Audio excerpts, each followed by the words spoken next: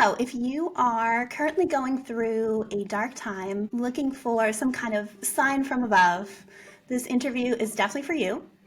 My guest is Diane Haworth, and she's going to be talking about receiving a sign from her husband after he passed.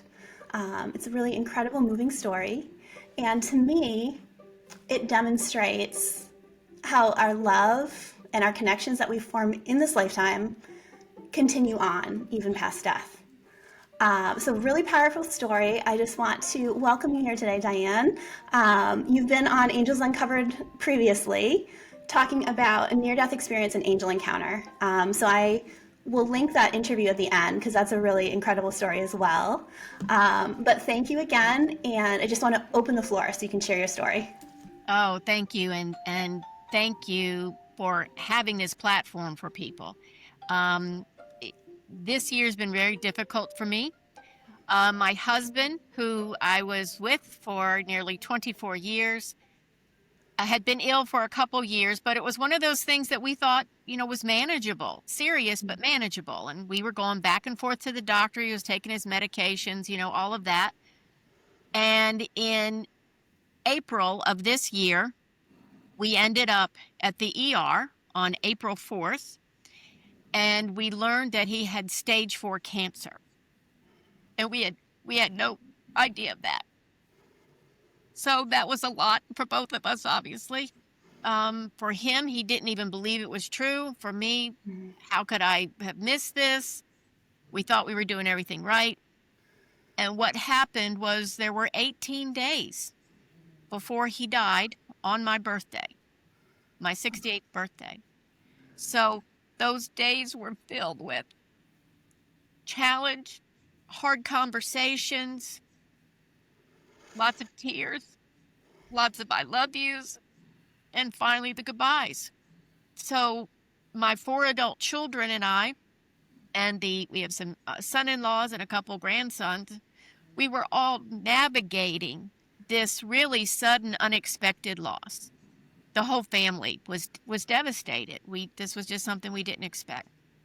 And we would have days like everybody does where it would be literally oceans of tears. Now, because of the kids' schedules, it was a couple months before we actually had his celebration of life. So we'd had a little bit of time to settle down, but still the grief was raw, and you could see it's still raw. Yeah. So on that day, when we were having this celebration of life, my sister was getting ready to come to the event, and she's in her bedroom getting ready, and she hears this weird buzzing. And she calls her husband in and is like, what's going on? Do you hear that? Is it your phone? Is it my phone? Well, it turns out it is a tiny little little clock, right? That she had had for years. It was buried in the bottom of her dresser drawer. The battery had been dead for years and years. It went off. The alarm went off. So she thinks this is a sign from Joe saying, hey, I'm here.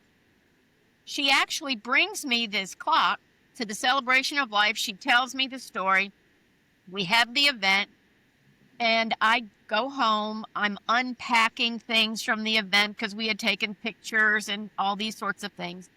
And I take this little clock and I put it on the kitchen counter.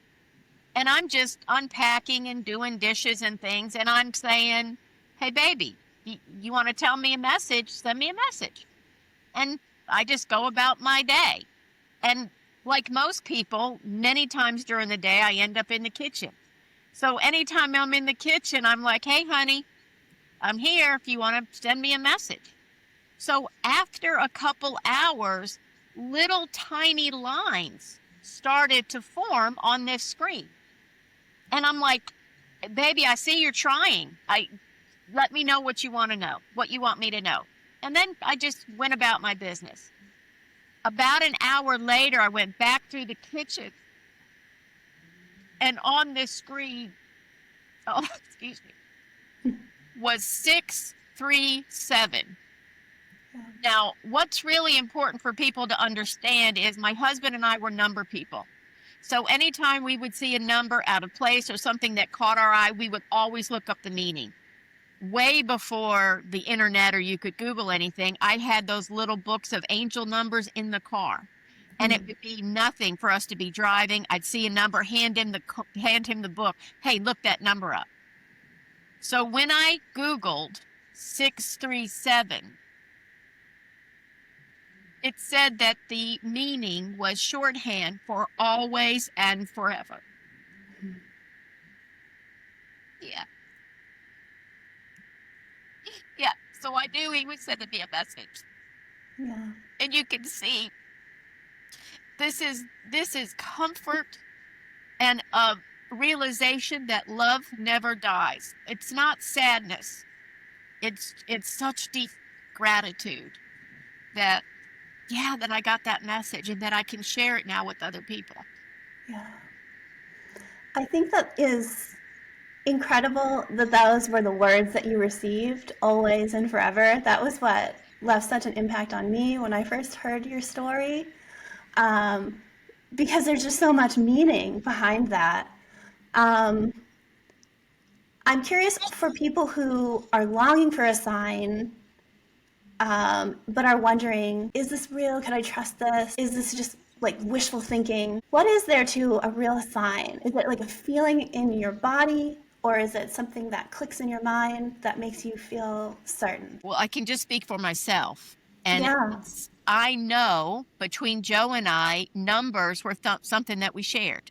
right. So the way that that message came through, first of all, was just really meaningful. The other thing is, he loved to fiddle around with old electronics and old things like this and would try to make them work for years past when they should have. So the fact that this was a clock that hadn't worked in years, that suddenly worked and had that message, oh, there was it. I just knew it in my bones. This was him. Yeah, Yeah, it was him. So for me, it was just this feeling of recognition, like, oh, of course that's you, baby. Thank you. yeah. Yeah.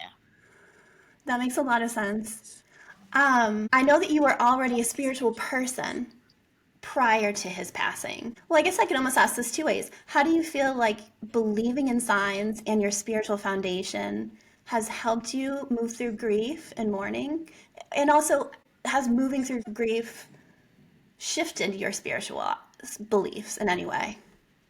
I think that anytime somebody goes through this kind of, I mean, it's traumatic, obviously, for me. And as a mother, I'm watching my children go through it. Right. Uh, yeah, of course it changes you. It certainly has.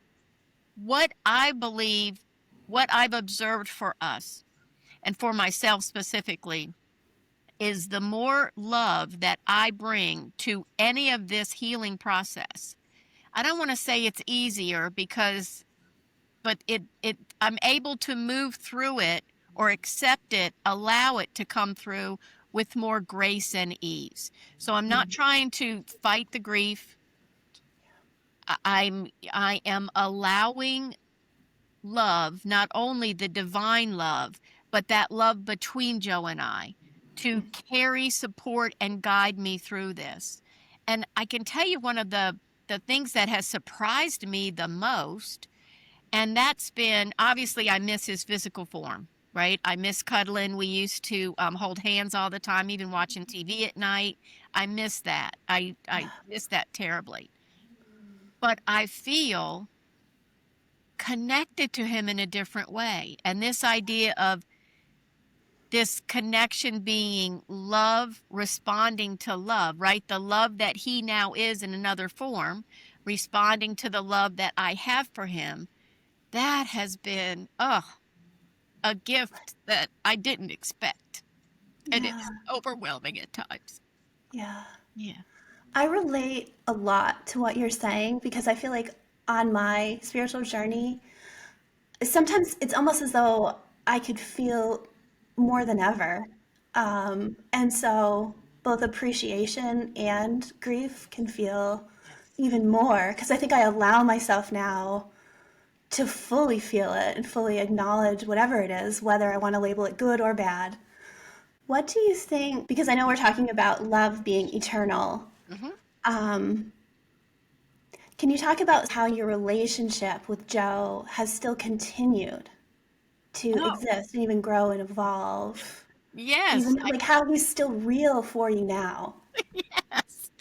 He still fusses at me. I mean, I'll be doing something. I was in our marriage, and I know in a lot of partnerships, there were things I did and there were things he did. So now I'm still in that first year, and I'm having to do things that I didn't usually have to do, like put a Mhm. filter in the air conditioning unit, and you just things like that. And Yeah. I had one of those household chores the other day that was new for me. It wasn't hard, but I had never done it before, and I was kind of under my breath going, Daggone it, Joe. I shouldn't be Mhm. having to do that. And I literally heard him say, haha, but you are. And I mean, it Yeah. was like, oh, and members of my family have heard his voice or felt his presence. So it's not just me. And it's funny, and he was a funny guy. He's still a funny guy. He's very sassy. So the voice that I hear, and I hear it internally, yeah, it's just him. And there are times when we were cleaning up some of his things. He had an office, and I'm going in there, and we were looking for something, some kind of document. And I'm like, where is it? I don't know where this thing is. And I immediately knew to go to this particular place, which is nowhere I would have thought, by the way. Um, Mhm. and I know he directed me there because I mean, I just wouldn't have looked. I wouldn't Yeah. have looked. Yeah. That's fascinating. And I think this is my guess. I think a lot of people listening are going to find a lot of hope in everything that you just said, because I think that's probably a big question for a lot of people. When a loved one passes, there can be regret in terms of, I didn't get to say everything I wanted to say. Um, Maybe they departed suddenly and there are things they could have healed before the passing. So, how can people continue to communicate with a loved one that's crossed over? Can you just talk to them? Will they still hear anything that you want to say to them? Can we give them a sign somehow? That's a great question. And I agree. I think that's one that a lot of people grapple with, especially when Yeah, there are sudden, unexpected passings, right? right. My core belief is that love never dies, it changes form. So the form, the physical human that I know and love as my husband Joe, that form is gone. But the love that we have between us, that has not gone. So I guess when I'm speaking to him, because even here in my office, I will say, "Hey Joe, what do you think about this or that?" And I just say it out loud. Yeah, Um, Sometimes I get something back, sometimes not, but it's very comforting to me to acknowledge that I can still feel him here. The other thing that I have encourage people I work with to do is to journal with that person. So you can mm, set up a journaling practice. Like you can almost set it up like you're doing like a play or something, where they'll say actor one says this, actor two. You can just put, hmm, me, whatever your question is, to grandma or grandpa or whoever it is. What do you think about such and such? And then, put a whatever their name is and just start to write what you get. It doesn't make any difference if you're making it up. It is going to feel like you're making it up at first because it's unnatural. Nobody taught us how to do this. I didn't get right. this in elementary school, did you? No. It's not what we were taught. But it opens a door to allow that communication to come through. So I love it through meditation, through just walking around or saying, "Hey Joe, guess what? Look, I got new sheets on the bed. Dude, look at Right. these, whatever it is." Or through that journaling practice, which I really find to be transformational. And the other thing I would say about the journaling is if you decide to do that, read it aloud after you finish. Because Mhm. as it comes through, you will absorb part of it. But when you read it aloud and you hear what's come through, that's where the magic is. That's where the magic is. That's beautiful. I love that idea. So even for people who are questioning a little bit, that's an opportunity for them to just explore and just, like you said, open the door. Just open the door. Well, I guess this is a thought, but it'll also lead into a question. It almost makes me wonder if this sign that you received from Joe was meant just for you or for anybody who will ever hear it, as you've shared it through your website and now through the interview. Maybe it was meant for all of us. Do you feel like there's a message from Joe that he would want delivered to everyone listening? You know, I'm a student of A Course in Miracles.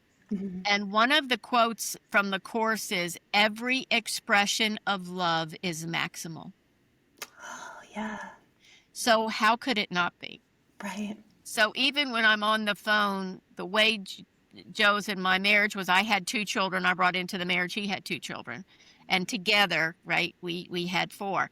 So when I'm on the phone to his son particularly, all the kids have had a hard time, but he's had a hard time. I'll say, bye, baby. Remember, it's always and forever. Yeah. Yeah. Oh, that's so powerful to me because it really helps me to see. We talk a lot in a lot of the interviews I've done about a ripple effect that happens. And it's so powerful for me to almost witness that and how that has unfolded for you with your experiences with Joe. Yeah. That's incredible. Um, I guess we could just end the interview with if you'd like to talk about how people could connect with you or if there's any current projects that you're working on.